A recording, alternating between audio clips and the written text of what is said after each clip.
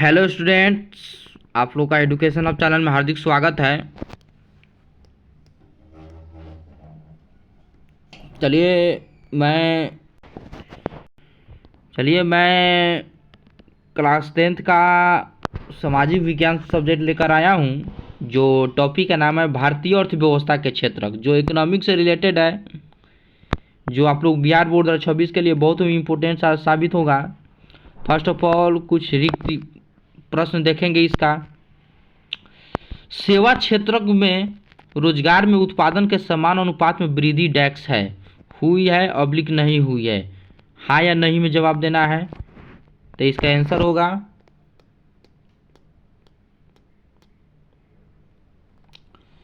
नहीं हुई है। फिर ख का आंसर देखेंगे, डैक्स क्षेत्र के श्रमिक वस्तुओं के उत्पादन नहीं करते हैं, तृतीयक या कृषि। तो इसका एग्जैक्ट आंसर होगा कृषि। फिर ग का देखेंगे, डैक्स क्षेत्र के अधिकांश क्षेत्रों में रोजगार सुरक्षा प्राप्त होती है।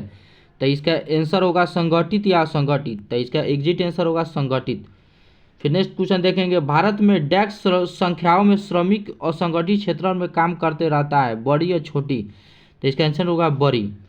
कपास एक डैक्स उत्पाद है, जो कापरा एक डैक्स उत्पाद है। तो इसका आंसर होगा प्राकृतिक। कापरा एक विनिर्मित होता है। प्राथमिक द्वितीयक और तृतीयक क्षेत्रों की गतिविधियां डैक्स है। तो इसका एग्जिट आंसर होगा स्वतंत्र अवधि परस्पर निर्भर। तो इसका आंसर होगा परस्पर निर्भर।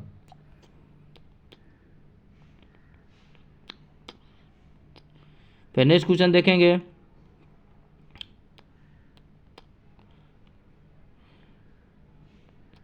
एक वस्तु का अधिकांशतः प्रकृति प्रक्रिया से उत्पादन डैक्स क्षेत्र की गतिविधियां है। तो इसका आंसर होगा प्राथमिक।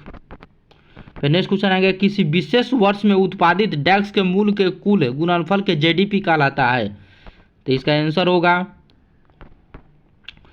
सभी मध्यवर्तीय वस्तुओं और सेवाओं का। जीडीपी के मदों में वर्ष 2003 में तृतीय क्षेत्र की हिस्सेदारी थी। तो इसका आंसर होगा 50% से 60% के बीच। ग आंसर होगा। फिर नेक्स्ट क्वेश्चन आएंगे,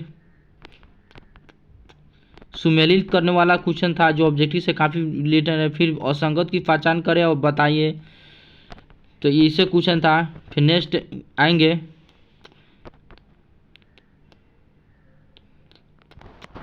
एक शोध छात्र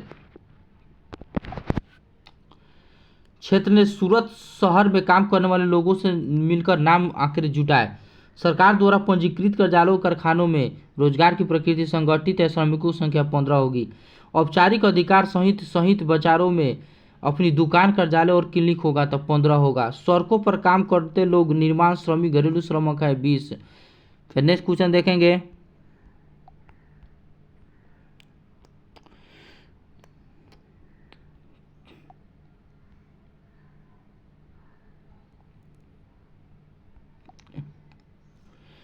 क्या आप जानते हैं कि आर्थिक गतिविधियां की प्राथमिक, द्वितीय, तृतीय क्षेत्र में विभाजन के उपभोक्ता क्या है? व्याख्या कीजिए कि कैसे।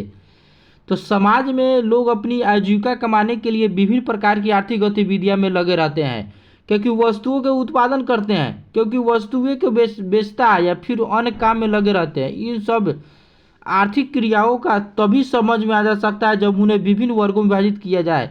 इसलिए विभिन्न आर्थिक क्रियाओं को प्राथमिक, द्वितीय, तृतीय क्षेत्र में बांटकर उन्हें समझने का प्रयास किया। प्राथमिक क्षेत्र में केवल वे क्रिया शामिल की गई है जो प्राकृतिक संसाधनों का प्रयोग करके ही की जा सकती है, जैसे कृषि कार्य, पशुपालन आदि। तृतीय क्षेत्र में वे कार्य शामिल है जो प्राथमिक क्षेत्र के साधनों का प्रयोग करके विभिन्न वस्तुओं को निर्माण करते हैं, जैसे गन्ने से चीनी बनाना, कपास में कपड़ा तैयार करना। तृतीय क्षेत्र में वस्तु का निर्माण न करने केवल सीमाएं प्रदान की जाती है, जैसे बैंकिंग सेवा, परिवहन हुआ तथा संचार सेवा आदि। ये महत्वपूर्ण क्रिया है क्योंकि इन दोनों प्रकार की क्रियाओं को विकास पर निर्भर करती है।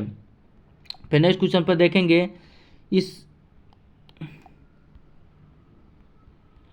इस अध्याय से आप क्या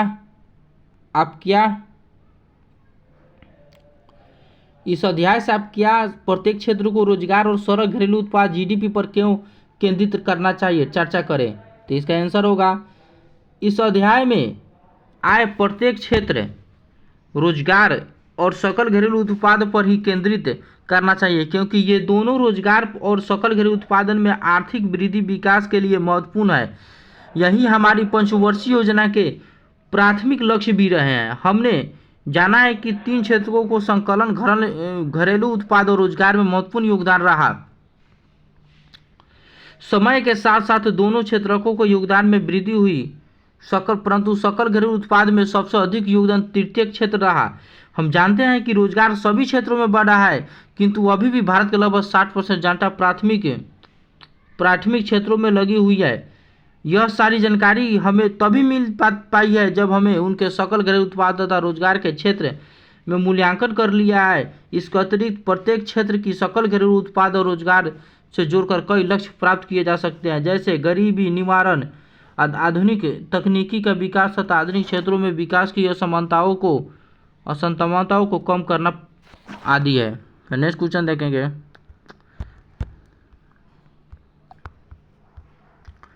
जीविका के लिए काम करने वाले अपने आसपास के वयस्कों के सभी कार्यों की लंबी सूची बनाइए जिन्होंने आप किस तरीके से वर्गीकृत कर सके और उनके उत्तर की व्याख्या करें।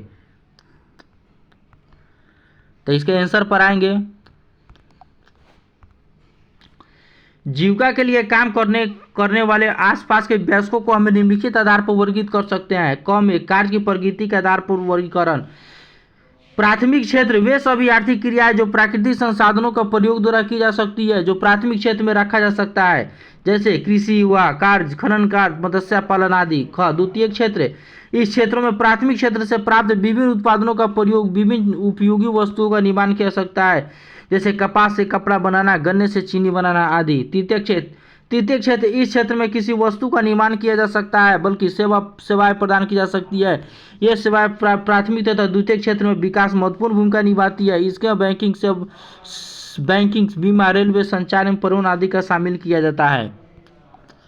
फिर ख में देखेंगे रोजगार की दशाओं के आधार पर वर्गीकरण। रोजगार की दशाएं किस प्रकार की है, इस आधार पर इसे 2 भागों में बांट सकते हैं। एक संगठित क्षेत्र होता है, दूसरा असंगठित क्षेत्र है।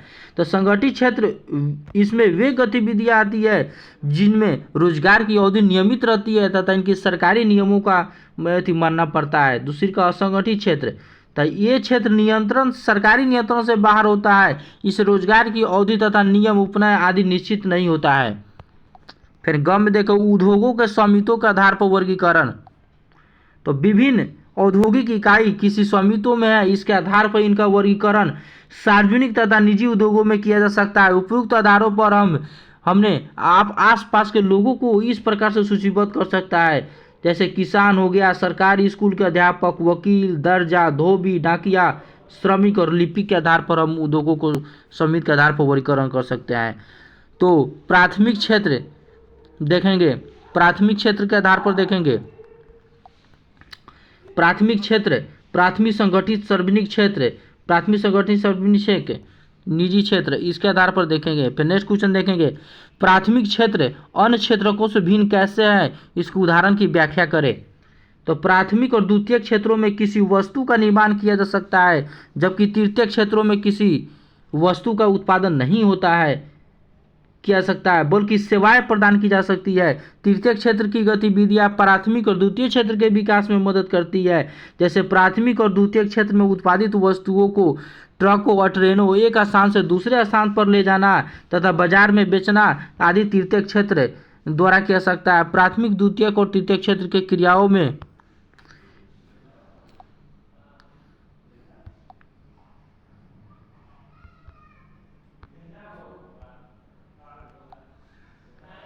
बैंक और टेलीफोनों, बीमाएं कंपनियों की आवश्यकता होती है, ये सभी तृतीय क्षेत्र के उदाहरण है। इस प्रकार तृतीय क्षेत्र सेवाएं प्रदान कर सकती है जिनका उपयोग प्राथमिक और द्वितीय क्षेत्रों के क्रियाओं के विकास के लिए किया सकता है।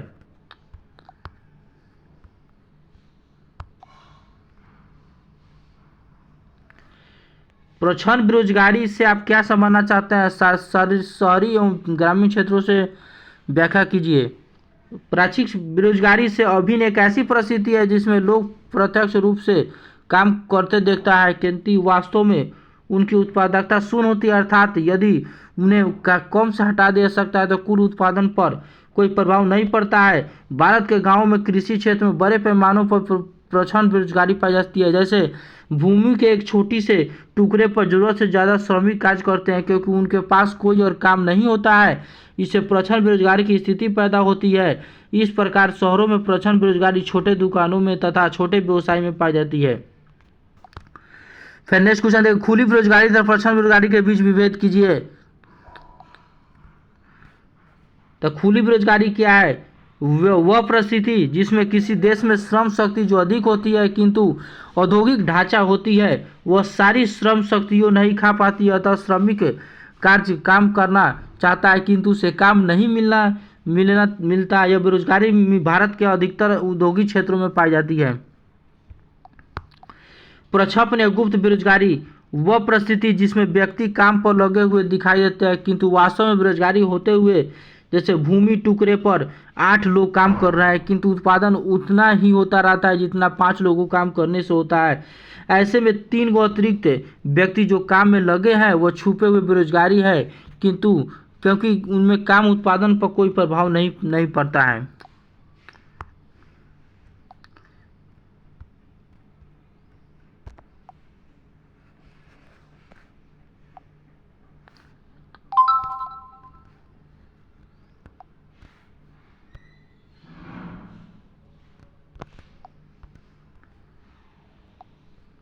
फिर नेक्स्ट क्वेश्चन आएंगे, भारतीय अर्थव्यवस्था के विकास में तृतीय क्षेत्र कोई महत्वपूर्ण भूमिका नहीं निभा रही है, क्या आप इससे सहमत है? अपने उत्तर के समर्थन में कारण दीजिए।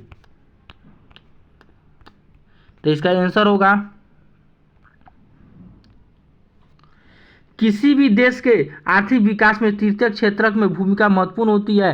सभी विकास देशों में सफल घरेलू उत्पादों का अधिकांश भाग तृतीय क्षेत्रों से प्राप्त होता है। हमें इस कथन से सहमत नहीं है कि भारतीय अर्थव्यवस्था के विकास में तृतीय क्षेत्र का कोई महत्वपूर्ण भूमिका नहीं निभा रहा है।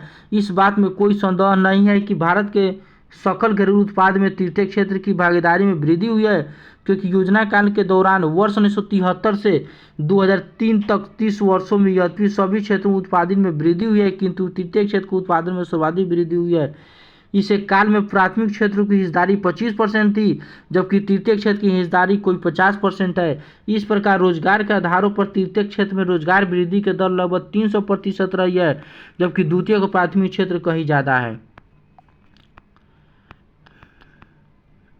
फिर नेक्स्ट क्वेश्चन आएंगे, भारत में सेवाओं क्षेत्र 2 विभिन्न प्रकार के लोग नियोजित करते हैं, ये लोग कौन है?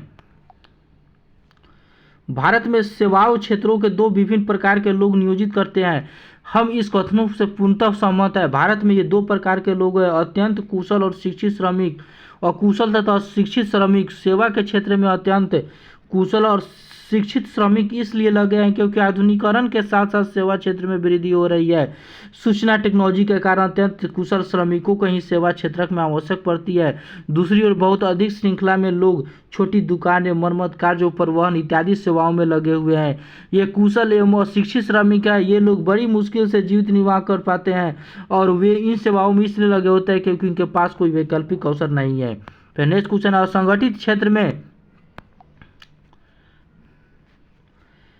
श्रमिकों की शोषण किया जाता है, क्या आप इस विचार से सहमत है? अपने उत्तर के समर्थन में कारण दीजिए। तो संगठित क्षेत्र छोटी छोटी और बिखरी इकाइयों से नियमित होते हैं। इसमें नियमों का अनुपालन नहीं होता है। यहाँ कम वेतन वाले रोजगार है। यहाँ अतिरिक्त समय में काम करने, संवेतन, छोटी विचारों के कारण छोटी इत्यादि को कोई प्रावधान नहीं है।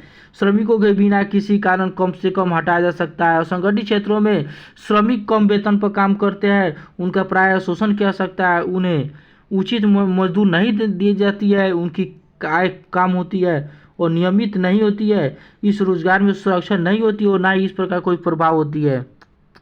फिर नेक्स्ट क्वेश्चन देखेंगे, आर्थिक गतिविधियां रोजगार की परिस्थिति के आधार पर कैसे वर्गीकृत की जा सकती है? तो रोजगार की परिस्थिति के आधार पर आर्थिक गतिविधियों को 2 वर्गों में बांट सकते हैं। एक संगठित क्षेत्र होता है, दूसरा असंगठित क्षेत्र होगा। तो संगठित क्षेत्र क्या कहलाता है इसके बारे में देखेंगे।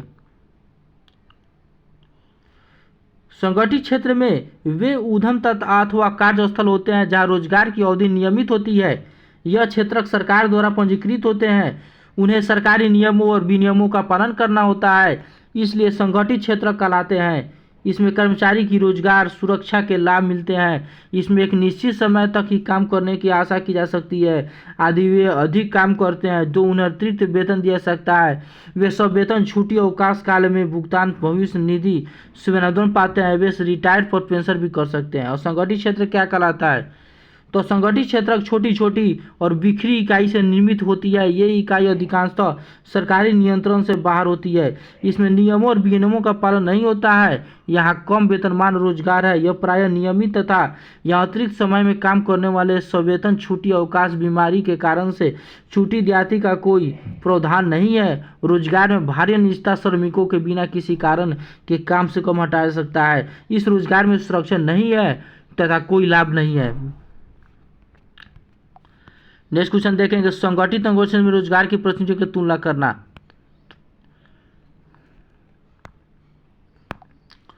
तो फर्स्ट पॉइंट देखेंगे, यह क्षेत्र सरकार द्वारा पंजीकृत है। यह क्षेत्र सरकार द्वारा पंजीकृत नहीं होता है। इसमें सरकारी नियमों विनियमों का पालन करता है। इसमें सरकारी विनियमों का पालन नहीं किया सकता है। यह रोजगार की अवधि अनियमित होती है। यह रोजगार की अवधि नियमित नहीं होती है। इस क्षेत्र में कर्मचारी को रोजगार सुरक्षा के लाभ मिलते हैं। छुट्टी भविष्य निधि सेवानिवृत्ति आदि प्राप्त होते हैं। फिर निम्न होगा, सेवाएं क्षेत्र भविष्य निधि सेवानिवृत्ति आदि का प्रावधान नहीं होता है। सरकारी स्थानों सरकारी सहायता प्राप्त संस्थानों तथा बड़ी बड़ी कंपनियों में काम करना उदाहरण है। इसमें श्रमिक कारोबार करने वाले लोग शामिल हैं। रोजगार के उद्देश्यों की व्याख्या कीजिए। तो केंद्र सरकार ने रोजगार के भारत के 200 जिलों में काम का अधिकार लागू करने के लिए कानून बनाया। इसमें राष्ट्रीय ग्रामीण रोजगार योजना 2005 है। इसका प्रमुख उद्देश्य निम्नलिखित है। उन सभी लोगों को काम करने में सक्षम है जिन्हें काम की जरूरत है। सरकार द्वारा वर्ष में 100 दिनों को रोजगार की गारंटी दी गई है। दूसरी का, यदि सरकार रोजगार उपलब्ध कराने में असफल रहता है तो वह लोगों को बेरोजगारी भत्ता देगी। इस अधिनियम में उन कामों की वरीयता दी जाती है जिनमें भविष्य में भूमि से उत्पादन बढ़ाने में मदद कर मिलेगी। फिर नेक्स्ट क्वेश्चन आएंगे, अपने क्षेत्र से उदाहरण लेकर सार्वजनिक और निजी क्षेत्र की गतिविधियों के कार्यों की तुलना कीजिए। तो सार्वजनिक क्षेत्र वे उद्योग जो सरकारी तंत्रों के अधीन होते हैं सार्वजनिक उद्योग कहलाते हैं, जैसे भारतीय लौह इस्पात उद्योग, जहाज निर्माण आदि। सार्वजनिक क्षेत्र में ऐसी वस्तु या सेवाओं का निर्माण होता है जो लोगों के लिए कल्याणकारी है। इनका उद्देश्य निजी हित या लाभ कमाना नहीं होता है बल्कि सार्वजनिक लाभ उनका उद्देश्य होता है। इस क्षेत्र में वस्तु एवं सेवाओं की कीमत का निर्धारण सरकार द्वारा किया जा सकता है। निजी क्षेत्र वे उद्योग है जो निजी व्यक्तियों को स्वामित्व में होता है। फिर नेक्स्ट क्वेश्चन देखेंगे, निजी क्षेत्र कहलाते हैं। इसमें उद्योग आते हैं जो आम जनता की आवश्यकताओं को पूरा करते हैं, जैसे जैसे टेलीविजन, एयर कंडीशनर, फ्रिज आदि बनने वाले उद्योग।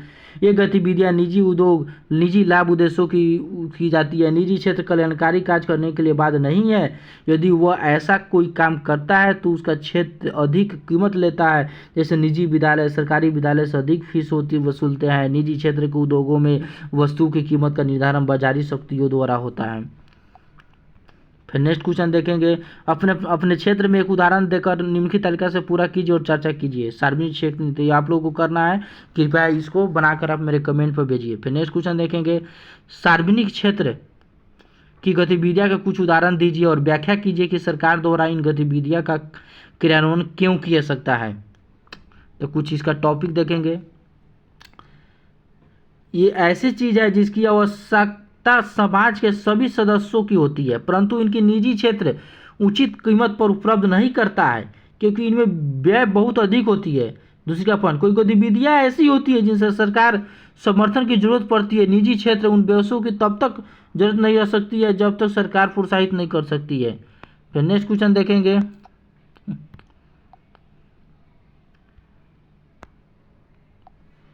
अधिकतर आर्थिक गतिविधियां ऐसी होती है जिसमें प्राथमिक जिम्मेदारी सरकार पर है। इन पर व्यय करना भी मुश्किल अनिवार्य होता है।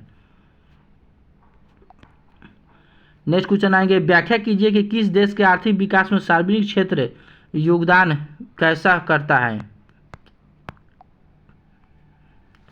किसी देश के आर्थिक विकास में सार्वजनिक क्षेत्र का महत्वपूर्ण योगदान होता है क्योंकि सार्वजनिक क्षेत्र का उद्देश्य लाभ कमाना नहीं है। यह सभी महत्वपूर्ण गतिविधियों से सार्वजनिक संचालन क्षेत्रों के द्वारा किया सकता है।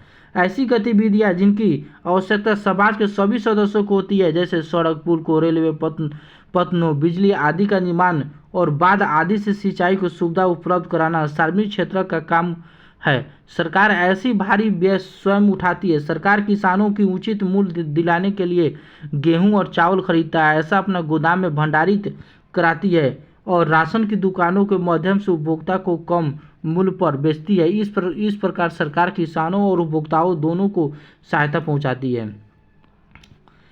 सभी के लिए स्वास्थ्य शिक्षा सुविधा उपलब्ध करना जैसे प्राथमिक कार्य भी सार्वजनिक क्षेत्र में आता है। समुचित ढंग से विद्यालय चलाना और गुणवत्ता शिक्षा उपलब्ध कराना सरकार का कर्तव्य है। इस प्रकार किसी देश के आर्थिक विकास में सार्वजनिक क्षेत्र का योगदान महत्वपूर्ण है।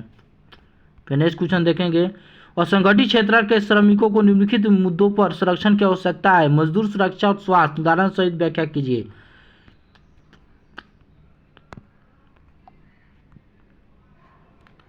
मजदूरी और संगठित क्षेत्र के श्रमिकों को काम करने का समय निश्चित होते हैं। उन्हें 10 से 12 घंटे तक बिना ओवरटाइम के कार्य करना पड़ता है। इन श्रमिकों में प्रायः रोजगार सुरक्षा का अभाव पाया सकता है। गरीबों के कारण ये प्रायः कम मजदूरी दरों पर काम करने के तैयार हो सकते थे, इसलिए इसे संदर्भ में सुरक्षा दी जानी चाहिए। उनके भी काम करने के घंटे तथा मजदूरों निश्चित होनी चाहिए। सुरक्षा, इस क्षेत्र के श्रमिक प्रायः जोखिम वाले कार्यों में संलग्न रहते हैं, जैसे ईंट उद्योग, कोयला खाना आदि में कार्य करते हैं, अतः इनकी सुरक्षा में गारंटी नहीं मिलनी चाहिए। फिर नेक्स्ट क्वेश्चन देखेंगे, स्वास्थ्य, ये श्रमिक गरीब होते हैं, इनको पौष्टिक आहार नहीं मिलता है, ये स्वास्थ्य के विपरीत परिस्थितियों को काम करते हैं। इन कारणों से इनकी स्थिति अच्छी नहीं होती है। इनके स्वास्थ्य के स्वभाव में भी महत्वपूर्ण कदम उठाया जाना चाहिए। ये कुछ क्षेत्र है दिया हुआ है।